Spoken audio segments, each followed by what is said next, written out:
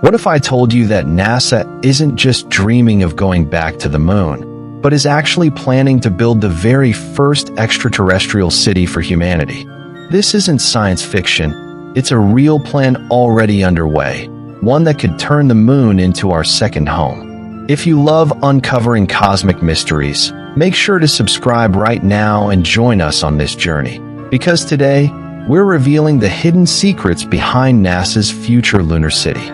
Almost everyone has heard of Apollo 11, the mission that took Neil Armstrong and Buzz Aldrin to step onto the moon in 1969. That historic scene, the astronaut descending the ladder and declaring, "One small step for man, one giant leap for mankind," is forever carved into our collective memory. But after just 6 crewed missions, everything stopped. The last time a human walked on the lunar surface was in 1972 with Apollo 17. So the question arises, why did we stay away for more than 50 years? The answer is simple and yet complex: money, politics, and priorities. After the Cold War space race ended, the enormous costs were no longer justified, and attention shifted to other projects like the International Space Station and probes sent to the far reaches of the solar system. But now, in the 21st century, the moon is back in the spotlight. This time, though, the goal isn't just to land, plant a flag, and return. NASA's Artemis program isn't about repeating the past, it's about rewriting it, with a critical difference. This time, the goal is to stay. Artemis, named after the Greek goddess of the moon and Apollo's twin sister, is an international program involving not only the United States, but also Europe, Japan, Canada, and even private companies like SpaceX and Blue Origin. The mission sounds simple, but is incredibly challenging. Send astronauts back to the moon, build permanent bases, create transportation infrastructure, and turn our satellite into a living laboratory for humanity's next era. Unlike Apollo, which was fueled by political competition, Artemis is driven by 3 forces. Survival: the moon can serve as a testing ground for how to live beyond Earth before we head to Mars. Technology: everything developed there will have applications here on Earth, from new forms of energy to advanced medicine. Geopolitical power: the nation or alliance that masters the moon will hold unprecedented strategic advantages, including access to valuable resources. And here's the intriguing detail: the astronauts won't land just anywhere. NASA has its eyes on one very specific location, a spot on the lunar map that could unlock everything: the moon's south pole. But why there, of all places? When people think about going back to the moon, most imagine something similar to 1969, a landing site that's relatively flat, bright, and perfect for television broadcasts. But NASA surprised the world by announcing that the future of humanity on the moon won't be in calm, familiar regions, but in one of the most hostile and mysterious places of all, the lunar South Pole. Why take such a risk? The answer is crystal clear, literally. Hidden inside craters that have never seen sunlight lies one of the most valuable resources for survival beyond Earth: water ice. This ice isn't just drinking water. It can be broken down into its basic elements: hydrogen and oxygen. That means oxygen to breathe for astronauts, and even more importantly, rocket fuel for deep space travel. In other words, the lunar South Pole could become a cosmic fueling station, a gateway to Mars and beyond. But there's a catch: those reserves are found in regions of eternal darkness. Deep craters that have been frozen for billions of years, with temperatures plunging to -200 degrees Celsius, -328 degrees Fahrenheit. Cold so extreme that even steel would become brittle. In such an environment, one wrong move could mean instant disaster. And as if the cold weren't enough, the terrain itself is treacherous. With only 1/6 of Earth's gravity, dust and fragments behave unpredictably. This dust, called regolith, is razor-sharp, electrostatic, and clings to everything. To astronauts, it's like living in a sea of invisible blades. The South Pole is also home to some of the moon's most dramatic landscapes: massive cliffs, craters stretching for miles, and regions that alternate between constant sunlight and endless night. A single misstep on this terrain could be fatal. Even so, scientists are convinced this is exactly where humanity's first lunar base must be built. Why? Because hidden within its dangers lies its greatest treasure. The South Pole is a natural vault of resources, a promise of self-sufficiency. If we can master this hostile frontier, we could live off the moon itself, without depending so heavily on shipments from Earth. Now, picture the scene. Astronauts exploring shadowy craters with specialized suits, machines drilling through frozen soil to harvest water, futuristic technologies turning a frozen wasteland into a source of life. It's poetic and perilous. But here's the next challenge. How do you build safe, reliable infrastructure in such an unforgiving environment? How do you turn a frozen, dust-covered wasteland into a foundation for human civilization? That's the mystery we'll uncover next. Now, imagine trying to build a city in a place with no air, where temperatures swing from scorching 250 degrees Fahrenheit 120 degrees Celsius in the day to minus 290 degrees Fahrenheit minus 180 degrees Celsius at night, and where even the dust itself can kill you. That's the challenge NASA faces when planning infrastructure on the moon. On Earth, roads, bridges, and buildings rely on concrete, steel, and heavy machinery. But on the moon, none of that works the same way. The lunar soil, known as regolith, is made up of microscopic shards of rock, sharp as glass. They cling to spacesuits, scratch visors, jam mechanical parts, and can even damage lungs if inhaled. For astronauts, it's like trying to build a city in the middle of a storm of invisible blades. To fight back, NASA and its partners are developing futuristic solutions. One idea is to melt regolith with lasers or microwaves to create smooth, solid surfaces, essentially turning lunar soil into glass. Imagine landing pads and roads made directly from the moon's surface, hardened into shining, durable layers. Not only would this control the dust problem, it would create infrastructure without hauling cement or asphalt from Earth. Another strategy is large-scale 3D printing. Autonomous machines could gather regolith and transform it into blocks, or even print entire structures layer by layer. Experiments on Earth with lunar soil simulants already show that bricks made this way can be as strong as concrete. In other words, the moon itself could become its own construction factory. But the threats go beyond dust. With no atmosphere, the moon offers no shield against micrometeorites, tiny space rocks traveling at insane speeds. On Earth, they burn up in the atmosphere. On the moon, they slam straight into the surface, capable of puncturing habitats or equipment. That means every structure will need to be designed to withstand not just time and radiation, but constant bombardment from space.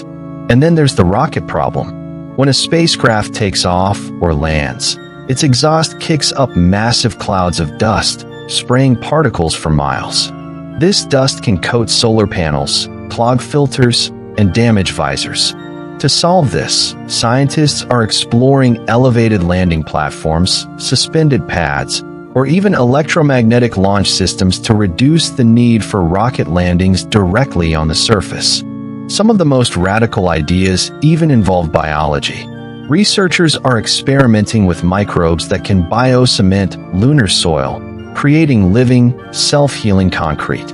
If it works, the moon itself could become a self-sustaining construction site.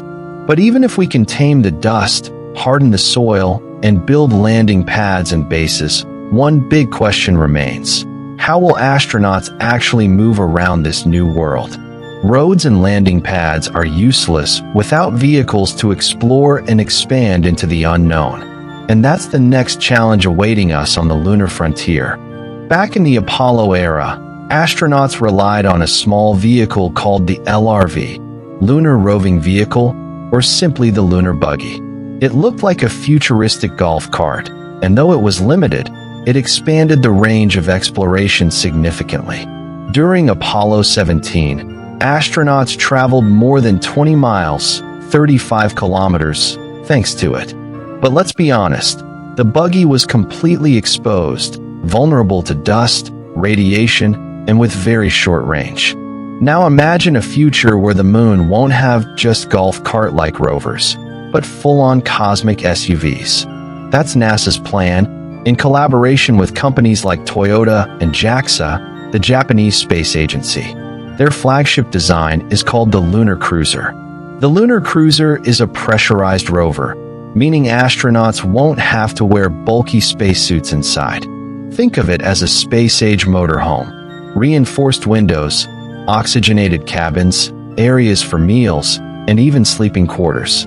It could sustain its crew for up to 42 days straight, making long-distance exploration possible for the very first time. But that's just the beginning. NASA also envisions fleets of autonomous rovers, heavy-duty robotic trucks that will work tirelessly without human crews. They'll haul supplies, transport regolith, build landing pads, and even help assemble habitats. These machines will be the silent workforce of the lunar frontier, exploring, testing, and preparing areas long before humans arrive. And here's where it gets even bolder: the concept of lunar drones. Yes, drones on the moon. Of course, they won't fly like on Earth. There's no atmosphere to generate lift. Instead, they could use thrusters or hopping mechanisms to move across rugged terrain. Picture swarms of drones leaping into shadowy craters, sending back live data, mapping landscapes where humans can't yet go. Mobility on the moon will also have to account for its low gravity, just 1/6 of Earth's. That changes everything. Vehicles risk skidding, tipping over, or losing traction on uneven ground. Ordinary rubber tires won't cut it, so engineers are designing metal mesh wheels, ultra-flexible and able to grip the jagged, dusty surface with ease. Navigation will be another challenge. Unlike Earth, the moon has no GPS. Future rovers will need advanced autonomous navigation systems, guided by star trackers, digital maps, and terrain sensors. They'll have to think for themselves to travel hundreds of miles across unfamiliar, hostile landscapes. Now, picture this: astronauts cruising in high-tech vehicles across endless lunar plains, rovers hauling supplies like tireless beasts of burden, drones hopping into shadowy craters, and wheels crunching on alien soil under a sky filled with Earth hanging above. For the first time, the moon won't just be a place to walk. It will be a place to travel, to explore, to connect. But where will these explorers be heading? What destination will these rovers and cruisers reach? The answer is simple: to the first lunar homes, the very beginning of a city beyond Earth. And that's exactly what we'll explore next. When we think of a lunar city, most people picture giant glass domes, like something straight out of a sci-fi movie. But NASA's reality is far more practical, ingenious, and in many ways, even more fascinating. The moon doesn't offer comfort, it offers challenges. And to overcome them, we'll need to think in ways that defy our earthly instincts. The very first shelters will likely be inflatable modules. Picture a capsule sent from Earth that, once installed on the moon, expands like a giant high-tech balloon. NASA has already tested this idea with the Beam Bigelow Expandable Activity Module on the International Space Station. The advantages are clear.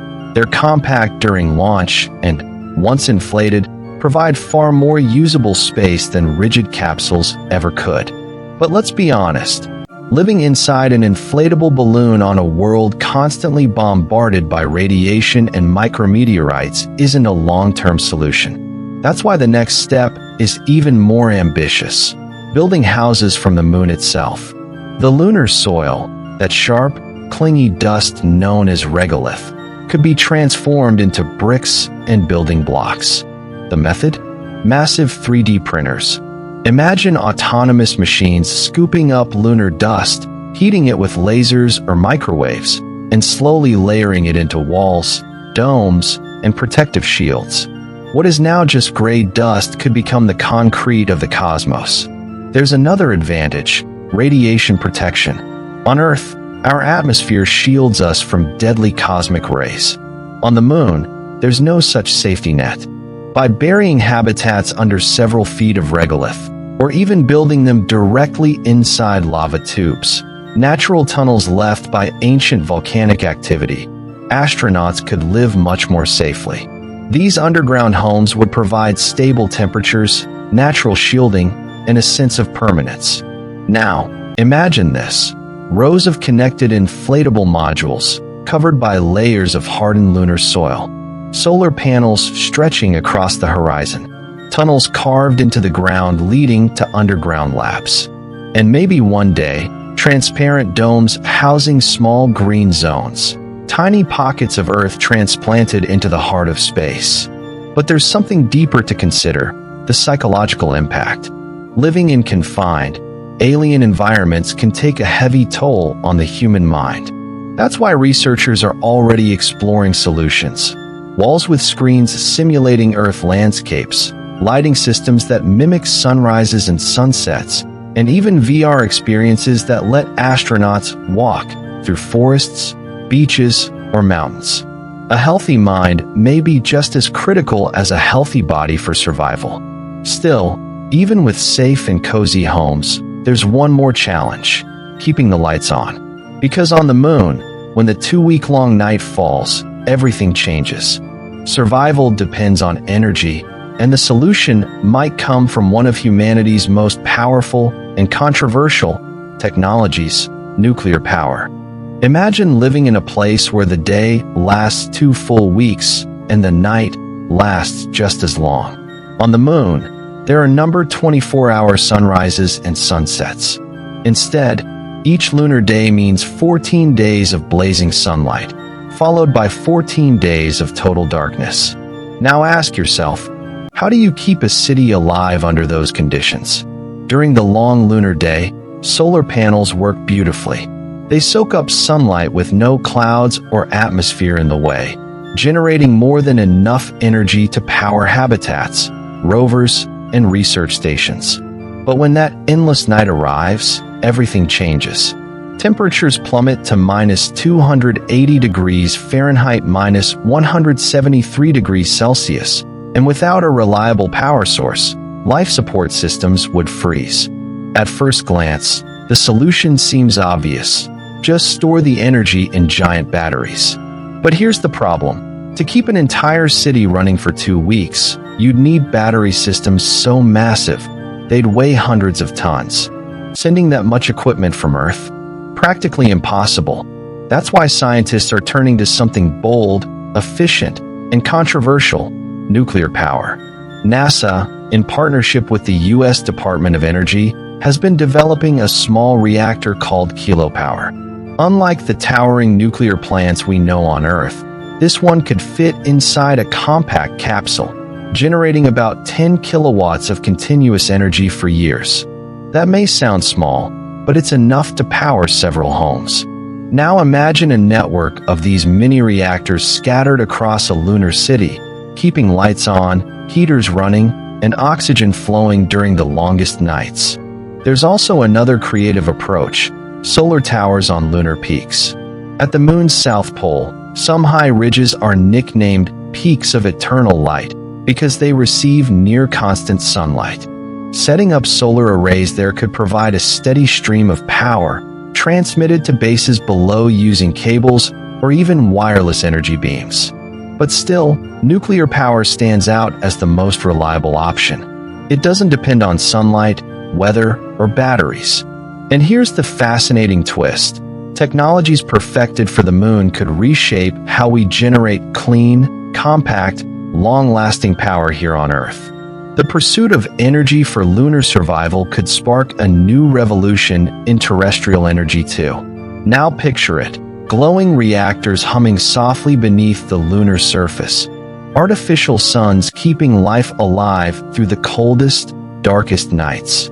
It's not just technology, it's poetry in motion: humanity creating light where there was only shadow. Yet energy won't just keep lights on. It will fuel mining operations, power rovers, and even produce rocket fuel. And that takes us to one of the moon's greatest mysteries, and its most coveted treasure, a rare element that could redefine energy for all of humanity: helium-3. When people imagine humanity's future in space, Mars is often the ultimate prize. Movies, books, and even real-life projects paint the red planet as our second home. But here's the truth. Before we can ever settle Mars, we first have to conquer the moon. The moon is our training ground. Everything we need to master, surviving radiation, producing oxygen, extracting water, generating energy, and coping with extreme isolation, will be tested there first. If we can't keep a city alive just 240,000 miles, 384,000 kilometers away, how could we hope to sustain a colony on Mars, tens of millions of miles farther?